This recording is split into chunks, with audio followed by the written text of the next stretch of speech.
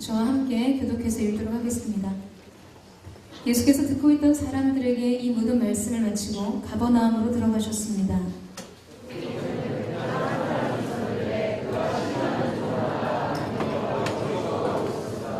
백부장은 예수의 소문을 듣고 유대 장로들을 예수께 보내 자기 종을 낫게 해달라고 부탁했습니다.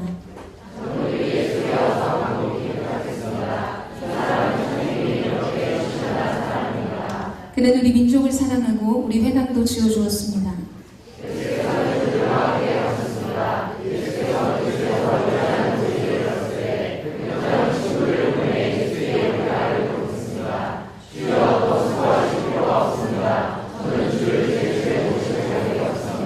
그래서 제가 직접 주께 나아갈 엄두도 못 냈습니다. 그저 말씀만 하십시오. 그러면 제 하인이 나을 것입니다.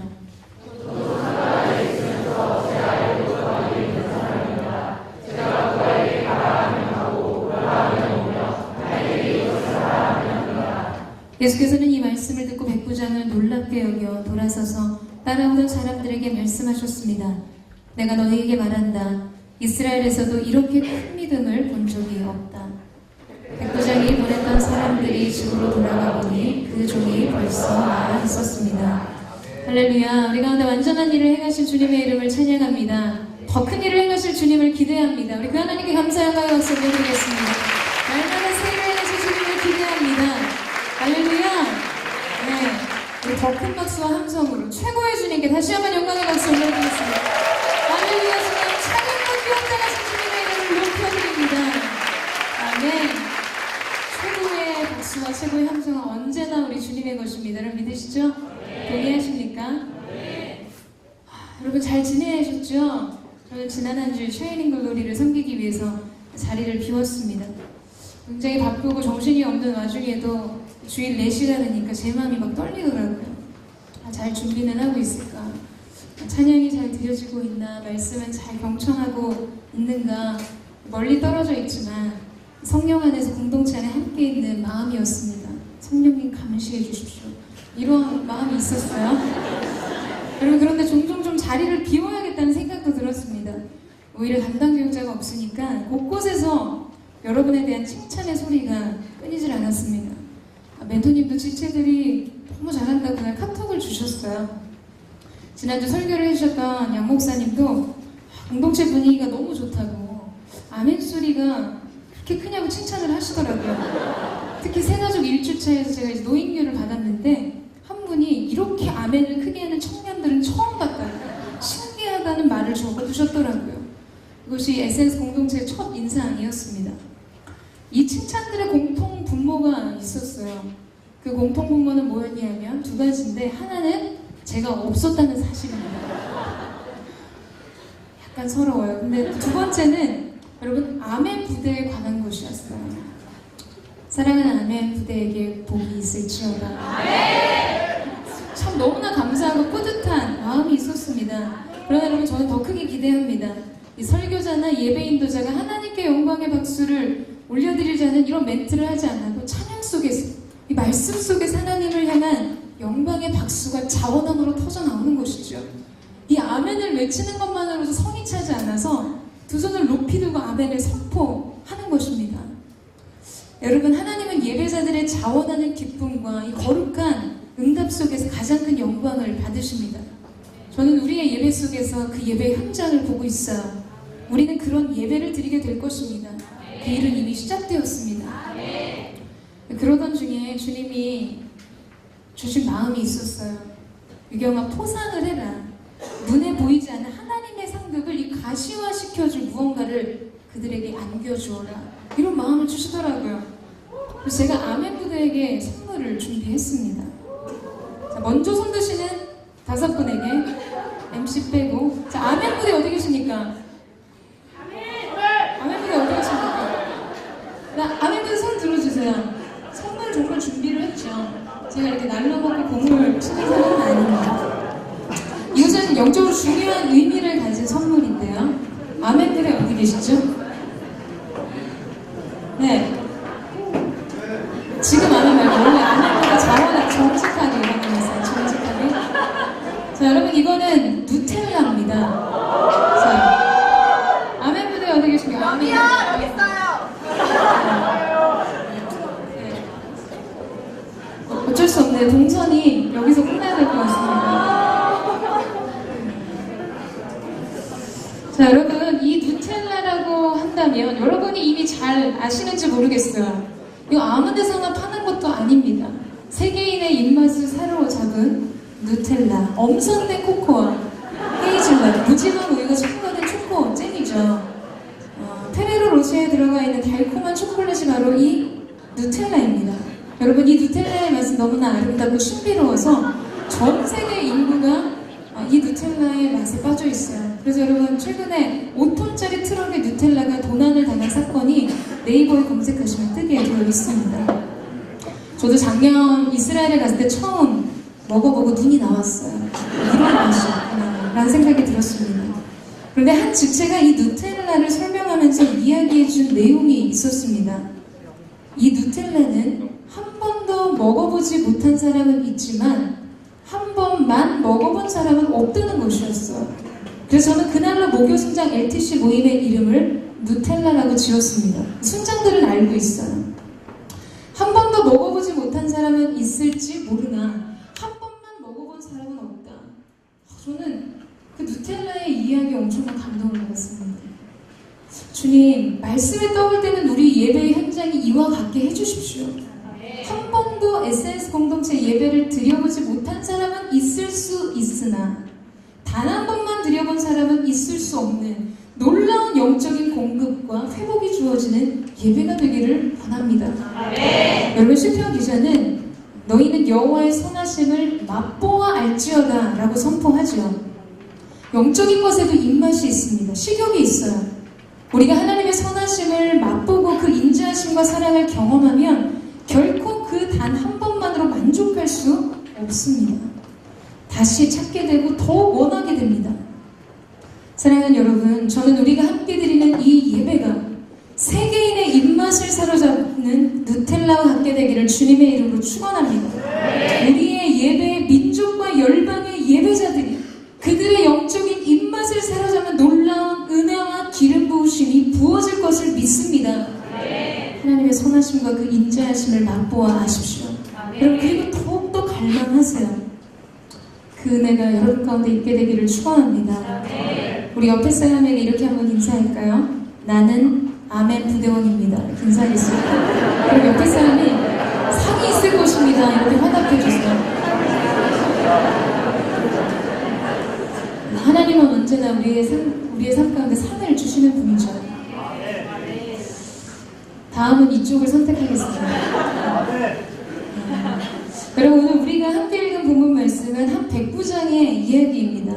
예수님께서 평지 설교를 마치시고 갈릴리 지역의 가버나움으로 들어가셨습니다.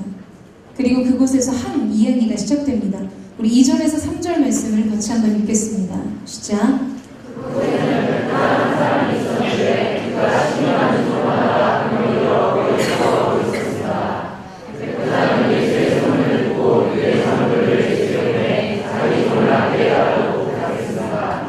하나님께서는 오늘 이 본문에 등장하는 백부장을 통해서 우리에게 주시는 굉장히 중요한 영적인 교훈들이 있습니다. 오늘 본문에 등장하는 백부장에게 한 가지 문제가 발생했습니다. 그것은 그가 사랑하고 신임하는 그의 종이 병들어 죽어가는 일이었습니다. 그래서 이 백부장은 유대의 장로들에게 나아가서 예수님의 도우심을 간청해달라는 부탁을, 그 요청을 넣게 되죠. 자신의 종을 고쳐달라는 도움의 요청이었습니다. 여러분, 그런데 이곳은 당시 고대 중동의 상황에 비춰본다면 그 1세기에 교회 역사나 일반적인 역사에 비춰본다면 이해되지가 않는 것입니다. 당시 노예는 사람 취급을 받지 못하는 비천한 사람들이었어요. 우리가 뭐 글래디에이터나 영화 속에서 그 당시에 노예, 종들을 대우하는 모습들을 보면 여러분, 노예가 병이 들면 주인은 그 종을 그냥 버리면 되는 것이었습니다. 주인에게 유익을 남기지 못하는 종은 죽어야 했어요. 종은 사랑의 대상이 아니었습니다. 그저 주인을 위한 소모품에 불과했죠. 밭을 가는 동물과 같은 존재였습니다. 그런데 오늘 이 말씀에 등장한 백부장은 노예인 자신의 종을 선대했을 뿐만 아니라 그를 사랑하고 신뢰했다고 성경은 말해줍니다. 네, 여러분, 그가 그의 종을 신임했다라고 표현한 헬라 원문을 보면 아래에서 위로 올려다보며 품는 감정이라는 뜻이 있습니다. 아래에서 위로 올려다보면서 품게 되는 소중함, 존중감이라는 뜻을 담고 있는 것이죠. 그저 윗사람이 아랫사람을 후대하는 정도의 사랑이 아니라 자기 자신을 낮추어 섬기는 자세로 종을 소중하게 대했다는 것을 우리는 이 말씀을 통해서 알 수가 있습니다. 여러분, 오늘 우리는 이 백부장의 모습 속에서 겸손을 품은 사랑을 발견하게 됩니다. 그의 사랑은 겸손의 사랑이었어요. 저는 2012년도에 FA 3기 팀을 인솔해서 중국 우르무치에 다녀왔습니다. 교육자는 3개월, 선교 훈련생들은 6개월 동안 이 선교 현장에 있었는데요. 이 위구르족에 있는 신장은 중국의 또 다른 중국이었습니다. 학교에 다니면서 언어를 배우고 저희가 품고 있던 위구르 무슬림들에게 복음을 전하기 위해 준비하며 기도하고 있었습니다. 날이 갈수록 그 현장 속에서 가슴에 품고 기도하니까 사랑이 더 깊어지는 거예요. 그런데 이와 또 상반되게 그 현장 안에서 겪게 되는 여러 가지 어려운 부분들도 있었습니다. 여러분, 중국의 차들은 결코 사람을 배려하지 않아요. 그래서 현지의 선교사님이 저희 보고 늘 신신당부했던 게 차조심이었습니다. 길을 건너고 있어도 앞뒤로 얼마나 무섭게 차들이 지나가는지 그냥 얼어붙은 채 그 자리에 서 있을 때도 있었어요. 중국에서는 교통사고로 부상을 당하는 것보다 사망사고가 훨씬 보상이 싸기 때문에 이 사고가 나면 차가 돌아와서 그 사람이 죽은 거를 확인할 때까지 제 차 그 사람을 밟고 지나간다고 그랬어요. 그러니까 절대 조심해야 된다, 그런 말씀을 하셨죠. 겁이 많으신 전사님이 건널목을 지날 때마다 제 팔을 강하게 붙드셨어요. 그럼 저는 늘 소리 치면서 살살 사람이 안 보이니? 이런 이야기들을 외쳤습니다. 건널목을 지날 때마다 약간의 화가 났었어요. 학교를 통학할 때 탔던 BRT라는 버스가 있었는데, 여러분, 이 버스는 일단 문이 열리면 내리는 사람은 안중에 없습니다. 일단 밀고 다 들어옵니다. 그러면 몸이 막 짓이겨져서 내리지도 못하고 타지도 못하는 그런 상황들이 벌어져요. 그럼 저는 한국말로 내리고 탑니다. 내리고, 이 소리를 웬만해서 내리고 탑니다. 뭐 알아듣던 말도 답답하고 이해되지 않는 것들을 나누라는 소리였죠. 너무너무 화가 났어요.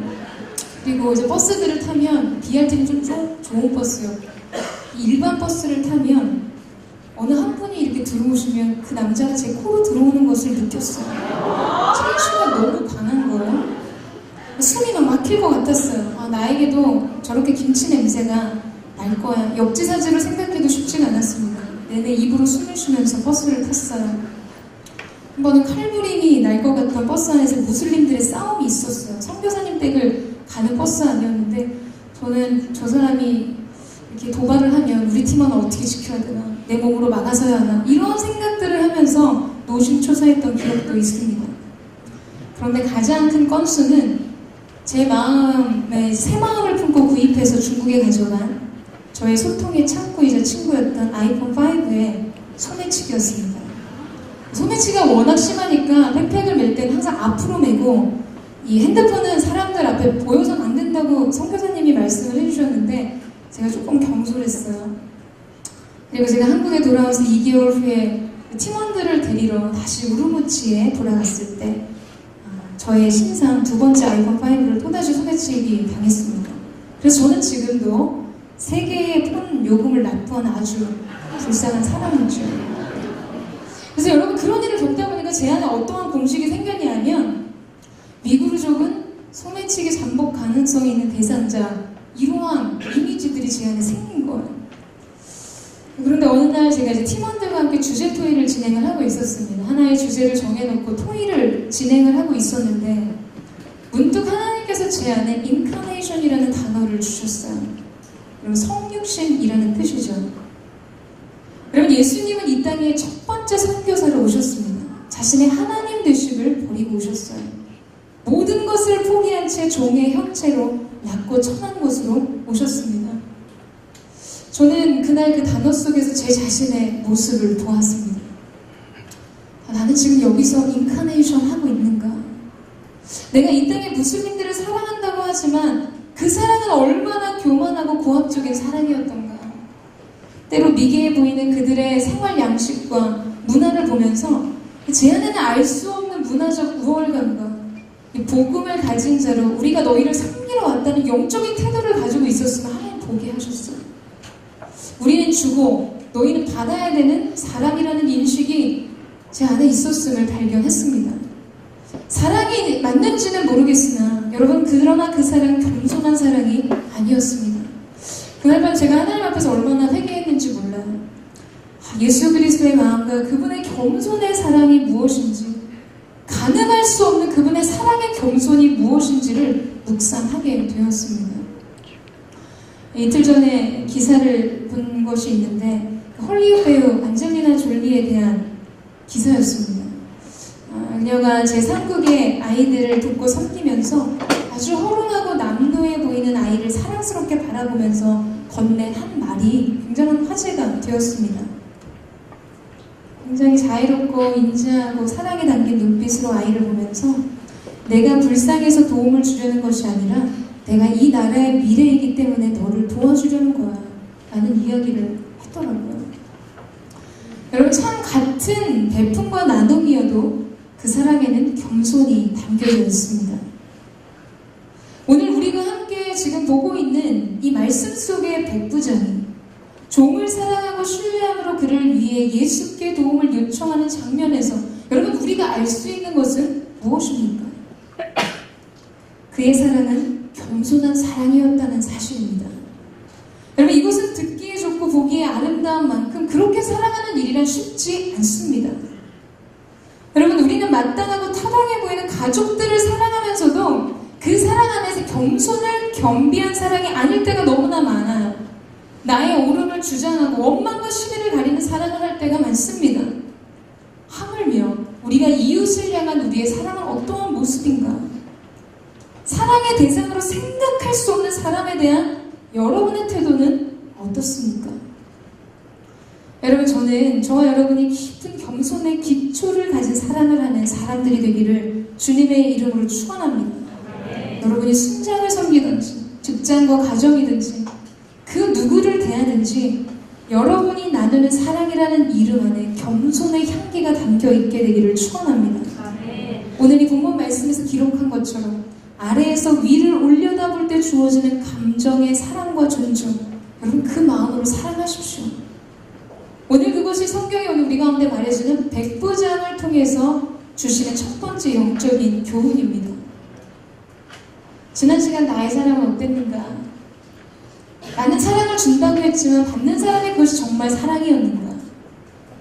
여러분, 낮은 마음으로 존중과 서로를 사랑하는 아름다운 겸손의 사랑이 여러분의 생애 가운데 넘쳐나게 되기를 주님의 이름으로 축원합니다. 예수님 닮은 사랑을 하십시오. 오늘 그 아름다운 사랑이 여러분 안에 있게 되기를 축원합니다. 두 번째로 4절에서 5절 말씀을 같이 한번 읽겠습니다. 4절에서 5절 말씀 시작.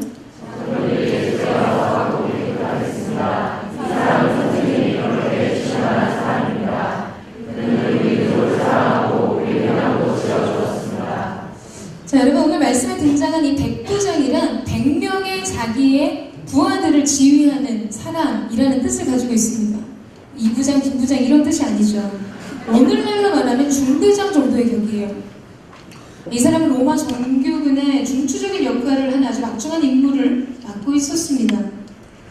여러분, 직업 군인들이 대부분 선호하게 되는 근무지는 수도나 행정수도 근처 가까이 있는 곳을 선호하게 되죠. 그래서 수도방위 사령부 같은 곳에서 일하는 것을 행운으로 생각하게 됩니다. 전방으로 배치되거나 열악한 해외 파견 근무 나가는 것은 되도록이면 피하고 싶은 일이죠. 당시 로마 군인들에게도 그 지휘관들도 마찬가지였습니다. 특히나 유대 땅에서 근무하는 것은 결코 좋은 일이 아니었어요. 너무나 많은 말썽이 일어나고 사고가 있었기 때문이죠. 이스라엘은 독립을 위해서 반란을 모의하는 사람들이 수도 없이 일어났었고, 게다가 그들은 종교성이 굉장히 짙은 민족으로 이 선민의식이 뼛속까지 담겨져 있는 사람들이었어요. 이방인에 대해서 굉장히 배타적인 사람들이었습니다. 여러분, 그 유대인들의 남자들이 아침에 일어나서 기도하는 감사기도 세 가지가 있는데 그 첫 번째가 바로 이방인으로 태어나지 않게 해주신 것을 감사하는 감사기도였어요. 여러분, 이러한 기도의 내용을 통해서 우리가 생각할 수 있는 것은 이방인들에 대한 유대인들의 태도가 얼마나 배타적이고 얼마나 무시하는 태도가 그들 안에 있었는지를 보게 됩니다. 특히나 이방인들과 접촉하게 되면 그들은 정결의식을, 부정해졌다고 해서 정결의식을 행해야 했어요. 근데 오늘 백부장은 바로 이런 유대 땅 갈릴리, 작은 마을 가버나움으로 자신을 배척하고 무시하는 유대인에게로 보내셨습니다. 여러분, 한번 생각해보세요. 얼마나 피하고 싶었을까요? 그들 로마에서 일하고 싶지 않았겠습니까? 고상한 사람들 속에서 자신을 우대하고 자신에게 예의와 존경을 표하는 사람들 속에 있고 싶지 않았을까요? 아마도 그랬을 것입니다. 그런데 그는 로마가 아닌 변방으로, 존경이 아닌 멸시와 배타 속으로 보내졌습니다. 여러분, 우리의 삶도 이와 비슷한 일들을 자주 경험하게 되죠. 인정받고 박수받는 자리에 우리는 서기를 원합니다. 편안함과 안락함이 보장되는 자리에 있기를 원해요. 내가 동경하고 흠모하고 저 사람과 같이 일하고 싶다, 저 사람과 같이 되고 싶다 라는 사람들이 있는 곳에 있고 싶습니다. 다른 사람들이 나를 부러운 시선으로 바라볼 수 있는 그런 자리로 나아가기를 사모하죠. 여러분, 그런데 소망처럼 여러분의 현실이 늘 그렇지는 않지 않습니까? 여러분이 원하는 대로, 여러분이 원하는 곳에 우리 자신이 서는 모습들을 보기란 쉽지 않습니다.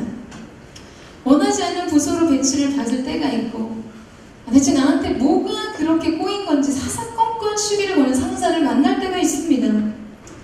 이게 열등감인지 우월감인지 알 수 없지만 나를 깎아내리고 우습게 보는 동료들, 정말 상종도 하고 싶지 않은 사람과 한 공간에서 일을 해야 될 때가 생기게 되죠. 본사가 아닌 후미진 계열사 귀퉁이 어딘가에 파견을 갑니다. 너무너무 피하고 싶었던 고된 일마다 다 여러분에게 맡겨지는 거예요. 가정에서도 다르지 않습니다. 은혜 받고 기대하며 돌아간 집은 달라진 것이 하나도 없어요. 믿지 않는 부모와 형제가 교회라면 일을 갑니다.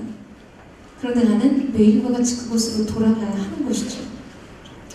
자, 여러분, 바로 그때 여러분의 태도는 어떻습니까? 그곳에 있는 사람들이 여러분을 보고 어떠한 말을 하던가요? 여러분에 대한 평가가 어떻습니까? 여러분을 어떻게 대우합니까? 처음 여러분을 봤을 때와 수많은 시간을 지난 이후에도 동일한 태도로 여러분을 대하던가요? 여러분, 오늘 백부장을 향한 유대인들의 태도를 보십시오. 유대인들의 지도자 장로들이 예수께 나와서 이방인이 그를 위해서 간청합니다. 손끝만 닿아도 자신들이 부정해진다고 생각해서 상종도 하고 싶지 않은 이방인 백부장을 위해서 지금 예수님께 대신 간청하고 있다라는 거예요. 이 사람은 자격을 갖춘 사람입니다. 주님이 이 사람을 도와주셔야 합니다. 그렇게 말하고 있습니다. 게다가 사랑하고 자신들을 위해서 회당을 지어주었다라는 이야기까지 덧붙여서 설명하기 시작하죠. 여러분, 오늘 우리는 이 말씀 속에서 그 저변에 계속해서 흘러가고 있는 백부장의 고매한 인격을 보게 됩니다. 그는 가장 배타적인 유대인 지도자들에게 이방인으로서 인정과 사랑과 존경을 받습니다. 자, 그렇다면 이 시간에 여러분의 삶의 현장들을 한번 떠올려 보시겠어요? 여러분의 삶의 현장들을 떠올려 보십시오. 사람들은 여러분을 위해서 무엇을 지금 변론해주고 있습니까? 여러분이 어떠한 사람이라고 설명해주고 있습니까? 여러분이 머물고 있는 그 흠이셨던 곳, 여러분이 가고 싶지 않았던 그곳이 어떻게 변해 있습니까? 여전히 배타적이고 으르렁거리는지, 여전히 여러분을 아니 꼽게 여기고 있습니까? 여러분, 저는 이 시간에 우리가 본질적인 우리 영혼의 능력을 소유한 하나님의 사람들이 되기를 원합니다. 아멘. SNS 공동체의 이 이름 중에 Salt and Shine이라는 뜻이 있잖아요. 우리는 세상의 빛과 소금이 되어야 합니다. 여러분, 빛은 어둠을 밝히게 되어 있어요. 소금은 부패를 막게 되어 있습니다. 만약 오늘 우리가 저와 여러분이 빛이라면 어둠은 물러가고 저와 여러분이 소금이라면 상함은 회복될 것입니다. 그것을 믿으세요? 이제 내가 어디에 있는가, 내가 누구를 만나는가, 여러분 그것을 중요하게 여기지 마십시오. 여러분이 어디에 있든지 이제 삶에 대한 여러분의 태도를 바꾸는 은혜가 있게 되기를 주님의 이름으로 축원합니다. 여러분의 태도가 바뀌면 세상이 여러분을 향한 그들의 태도를 바꾸게 될 것입니다. 여러분이 하나님이 부르시고 보내신 곳에서 최선의 삶을 다한다면 세상이 여러분을 인정하고 여러분을 사랑하게 될 것입니다. 왜 이 사람이 아직도 나를 이렇게 못살게 굴고 괴롭게 구는가? 여러분 그것을 더 이상 이야기하지 마세요. 여러분이 어디에 있든지 여러분이 있는 자리가 최고의 자리가 되게 하십시오. 여러분이 만나는 사람들로부터 사랑과 존경을 얻으세요. 물론 여러분은 가정에서 예수를 믿는다는 이유로 핍박과 굉장한 고난을 당할 수도 있으나 여러분이 정말 낮은 마음과 섬기는 태도로 믿지 않는 부모님과 형제들을 사랑한다면 여러분을 향한 부모님의 시선은 달라질 것입니다. 형제들의 마음이 주님께로 돌아가는 놀라운 축복의 은혜가 있게 될 것입니다. 여러분 요셉의 삶 속에서도 이러한 모습이 너무나 잘 나타나죠. 배반과 버림으로 얼룩진 채 노예로 팔려간 머무르게 된 그 보디발의 집에서 그는 가장 존귀의 여김을 받는, 인정받는 사람이 되었습니다. 억울하게 던져진 지하 감옥에서도 그는 사람들을 섬기고 도왔어요. 그가 할 수 있는 최선을, 그가 할 수 있는 최고의 것을 늘 행했습니다. 내게 어떠한 상황이 주어졌는지, 어떠한 환경이 주어졌는지에 대해서 원망과 불평을 하지 않았다는 것이죠. 그저 묵묵히 최선의 것을 그와 함께 하시는 하나님의 의지하여 그 길을 갔습니다. 여러분 하나님이 그와 함께 하셨기 때문에 그는 주어진 상황 속에서 언제나 최선의 것을 하면 되었기 때문에 요셉에게는 상황이 중요하지 않았습니다. 늘 그의 삶 가운데 그가 오늘 해야 하는 일이 너무나 분명했기 때문이죠. 헌신적인 섬김과 사랑을 다할 때 그는 있는 모든 곳에서 언제나 최고의 사람으로 인정을 받았습니다. 여러분 저는 여러분의 삶이 이러하게 되기를 주님의 이름으로 축원합니다. 우리가 이제 하나님 앞에서 핑계하지 않는 거예요. 내게 손가락질하고 나를 무시하고 경멸하는 사람들에게 보내줘도 오늘 베푸자는 그들에게 사랑과 존경과 칭송을 얻는 사람으로서의 삶으로 주님 앞에 나아갔던 것이죠. 후미진 곳으로 가도 그것이 세상의 중심이 되게끔 만드는 헌신과 사랑과 믿음의 태도가 있었습니다. 여러분 저는 여러분이 선 그곳이 세상의 중심이 되기를 주님의 이름으로 축원합니다. 여러분이 선 그곳이 어떠한 것이든 그곳에서 말씀의 능력이 시작되기를 주님의 이름으로 축원합니다. 백부장이 유대인들에게 남긴 인상은 그가 우리를 사랑한다는 사실이었어요. 여러분 한번 상상해보세요. 이 사랑이 배타적인 사람들의 태도를 뚫고 서로 다른 역사와 문화를 뚫고 그 본연의 사랑 자체로 이해될 수 있었던 것은 엄청난 헌신의 사랑이 그들 가운데 부어졌기 때문입니다. 때로는 그 사랑이 오해받고 의심받았다 할지라도 변함없는 신실함으로 헌신하고 최선을 다하는 모습 속에서 그들은 사랑의 본심을 알게 된 것이죠. 백부장은 자신의 업적이나 자신의 신앙심을 위해서 회당을 지었다라고 성경은 말하지 않아요. 그는 유대인을 사랑함으로 그들을 위해 회당을 지어주었습니다. 자신의 것을 아낌없이 내어준 헌신의 사랑이었죠. 여러분 저는 우리가 사랑을 하되 우리의 것이 움켜쥐는 사랑이 아니라 헌신하는 사람들로 사람들을 섬기고 여러분의 가정과 직장을 세워나가는 하나님의 사람이 되기를 주님의 이름으로 축원합니다. 여러분 빛을 발하세요. 빛을 발하십시오. 이사야 말씀 6장 말씀에 보면 너희는 일어나 빛을 발하라 하는 말씀이 있습니다. 달리다금 일어날지어다 에바다야 열릴지어다. 여러분 이 말씀의 선포는 무엇을 전제하고 있습니까? 닫혀있다는 거예요. 넘어져 있다는 거예요. 완전히 엎드려져 있다는 거예요. 소망이 없다는 거예요. 여러분 우리는 흠이진 곳에 있던 우리가 정말 무가치하게 구겨진 채로 던져버린 것 같은 곳에 있다 할지라도 하나님의 말씀이 일어서라 말씀하시면 여러분 그 말씀으로 일어서면 됩니다. 그곳에서 우리가 믿음의 능력과 사랑의 헌신으로 섬기고 사랑하고 우리가 하나님의 말씀을 따라가면 하나님께서 놀랍게 빛을 발하는 인생으로 우리의 삶을 새롭게 하실 것입니다. 여러분 등불은 등경 위에서라고 말씀하셨어요. 근데 우리의 문제는 뭐냐면 나를 등경 위에 올려달라고 하나님 앞에 요청합니다.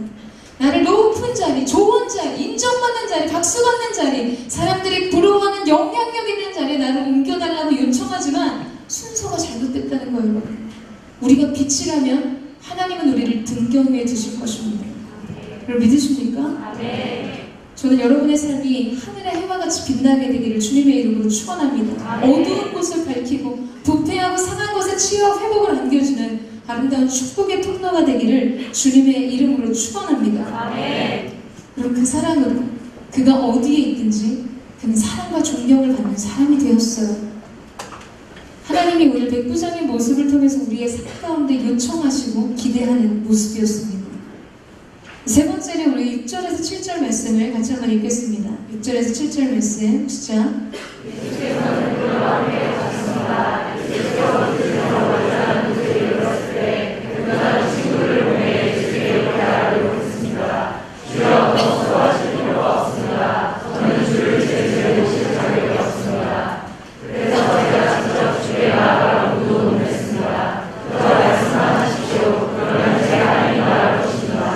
너무나 놀라운 믿음입니다. 예수님의 공생의 기간 동안 주님이 기이하도록 놀라셨다는 표현이 딱 2번이 나오는데요. 오늘 백부장의 믿음을 보셨을 때와 예수님의 고향에서 배척받으시면서 그들의 믿음 없음을 보셨을 때 예수님은 기이하게 여기시면서 놀라셨다라고 기록합니다. 여러분 우리의 삶이 주님의 마음에 기쁨과 감동을 남기고 그분을 놀랍게 해드릴 수 있는 것은 믿음 때문입니다. 아멘 하셔야죠. 아멘. 여러분 그 믿음이 여러분 가운데 있게 되기를 축원합니다. 아멘. 여러분 동시에 우리가 주님의 마음에 큰 실망을 남기고 주님의 능력을 제한하는 것 또한 믿음 때문이에요. 우리의 연약함 때문이 아닙니다. 우리는 처음부터 연약한 존재였어요. 우리는 처음부터 경건하지 못한 존재였습니다. 하나님 앞에서 그것이 중요한 것이 아니죠. 하나님 앞에서는 우리의 마음 가운데 주님을 향한 믿음의 존재하는가 그 여부에 하나님의 마음의 시선이 쏠리는 것들을 보게 됩니다. 믿음이 없이는 하나님을 기쁘시게 하지 못한다고 말씀하셨어요. 여러분 오늘 우리가 하나님의 마음을 시원케 해드리고 기쁘시게 할 수 있는 근거는 어디에 있는가? 우리가 주께 드리는 믿음 안에 있습니다. 아멘. 하나님을 일하시게 하는 큰 믿음을 소유한 하나님의 사람들이 되십시오. 아멘. 여러분 그렇다면 오늘 예수님을 놀라게 했던 이 백부장의 믿음은 어떤 것이었는가? 그것은 다름 아닌 주님의 말씀에 대한 믿음이었습니다. 그래서 주님이 그것을 너무나 기이하고 놀랍게 여기셨어요. 어떠한 치유의 처방도 손을 얹고 안수하지 않아도 설사 주님께서 그곳에 함께 계시지 않을지라도 그분 입에서 나오는 말씀의 한마디가 그 선포되는 말씀의 한 절이 기적의 동력임을 믿었던 것입니다. 여러분 오늘 여러분의 삶 가운데 새로운 시작, 새로운 출발, 새로운 기적, 놀라운 능력이 이 말씀으로부터 시작됨을 믿으십니까? 아멘. 여러분 정말 그것을 믿으세요? 아멘. 여러분 그렇다면 우리가 이렇게 인생을 살 수는 없습니다. 하나님이 우리 가운데 베풀어 두신 수많은 말씀이 정말 생생한 현실과 같이 내게 주어진다면 우리는 이러한 인생을 살 수가 없다는 거예요. 주님께서 여러분의 선한 목자가 되심을 믿으세요? 아멘. 그분이 푸른 초장과 쉴만한 물가로 여러분을 인도하심을 믿으십니까? 아멘. 그런데 왜 두려워하시죠? 왜 여전히 나는 사망의 음침한 골짜기를 다니고 있다고 눈물 짓고 한탄하십니까? 주님이 여러분의 푸른 초장 아니십니까? 주님이 여러분의 쉴만한 물가 아니십니까? 여러분 우리는 아멘으로 반응하고 내가 그것을 믿고 있다라고 말하지만 그것은 진정한 믿음이 아닐 때가 너무나 많습니다. 여러분 오늘 백부장의 믿음을 보세요. 이 믿음은 주여 내게 말씀만 하십시오. 그 말씀이 나를 구원하실 것입니다. 그 말씀이 나를 인도하실 것입니다. 나는 그 말씀으로 인해 살게 될 것입니다. 모든 위경으로부터 건질 것입니다. 그 말씀 때문에 나는 온전해질 것입니다. 여러분, 이러한 믿음이라는 거죠. 수많은 예배 속에서 말씀들이 선포되잖아요. 그런데 왜 우리의 삶은 변하지 않을까요? 우리의 삶은 왜 여전히 두려움과 불안과 염려 속에 머물러 있습니까? 여전히 나의 풀리지 않은 삶의 난제 속에서 왜 낙심하죠? 말씀이 낙심을 말하셨기 때문입니까? 그렇지 않다라는 거예요. 여러분, 오늘 우리의 삶 가운데 말씀이 우리의 삶의 사건이 되어야 합니다. 말씀이 우리의 삶의 가장 생생한 현실이 되어야 합니다. 동의하세요, 여러분? 네. 며칠 전에 상해 그룹장 카톡방에서 한 신자님이 기도 제목을 올리셨어요. 1번은 굉장히 현실적인 내용이었습니다. 한마디로 개털 생활을 하고 있다는 내용이었어요. 저의 표현이 아니라 그분이 직접 표현하셨어요. 지금 개털 생활을 하고 있습니다. 재정적으로 너무 힘에 부쳐서 기도가 필요한 부분에 대해서 이 마음을 나누셨어요. 새로운 일이 필요했습니다. 그리고 이 두 번째 기도 제목은 1번 현실에 비춰보면 완전 깨몽입니다. 지금 재정에 문제가 있는데 이번에 기도 제목은 너무나 어마어마한 거예요. 재정에 연관돼서 스스로도 전혀 가망이 없다라고 이야기를 했어요. 현실 감각이 없어 보이는 내용이라고 말했습니다. 그러나 저는 기도합니다 라고 이제 순장님들의 방에 기도 제목을 올리셨어요. 그래서 제가 그 밑에 댓글을 달았습니다. 기도의 현장이 가장 현실적인 현장이 될 것을 알게 될 것입니다. 말씀이 곧 가장 생생한 현실임을 알게 될 것입니다. 여러분, 제가 목회자이기 때문에 격려하기 위해서, 축복하기 위해서 그 얘기를 했다고 생각하세요? 저에게는 믿음이 있었어요. 그 메시지를 보고. 여러분, 우리가 기도하는 현장이 우리의 삶의 현실입니다. 여러분, 그것을 믿음으로 기도하셔야 돼요. 여러분이 오늘 하나님의 말씀과 상황을 둬보세요. 여러분이 약속의 말씀을 받으셨습니다. 약속의 말씀은 푸른 초장이에요. 근데 나의 상황은 정말로 사망의 음침한 골짜기입니다. 자, 여러분, 어떤 게 더 커 보이시나요? 말씀이 더 커 보이십니까? 아니면 여러분의 상황이 더 커 보이십니까? 하나님은 은밀한 곳에 흑암 속에 감춰둔 보화를 내게 주리라고 말씀하셨는데, 이것이 말씀인데 내 현장은 지갑에서 단돈 10,000원도 없는 메말른 재정의 상황들을 보고 있어요.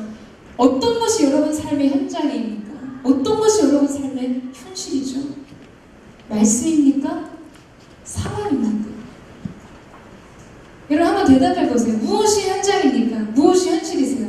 여러분, 저를 보세요.